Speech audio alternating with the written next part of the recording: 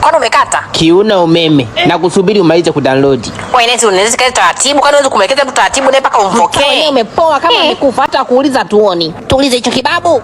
Sasa unadhani namuuliza nani? Mtaani kuelekezwa njia mtaji salamu. Pesa za nini baba zao wanazo? Babu shikamo, wewe ni wa mtaa huu au ngoja nikusubiri umeweza kuongea simu? Mimi ni wa mtaa huu, naomba kidogo tu. Nakuomba sana tu kidogo tu nimalize kuongea simu hapa.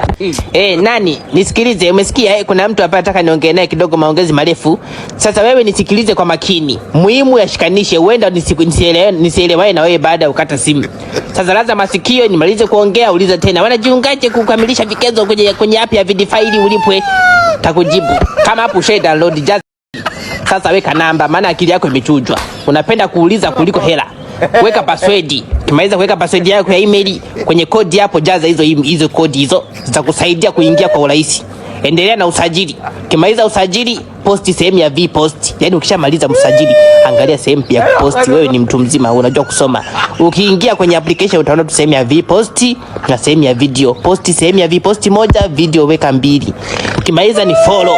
Ni search ni follow. Sasa kapandishe content huko, ulike na comment content za watu, una ucomment huko. Sasa ingia kakae kama kivuli, utalipwa na Mungu. Nadhani utakuwa umenielewa. Nimekuelewa. Jamani, maiza kuongea na simu. Marahaba. Mimi ni mmoja wa marehemu wa mtaa huu. Unaenda kwa marehemu gani? Maana nilisikia mnasema mtaa umepoa, watu wamekufa.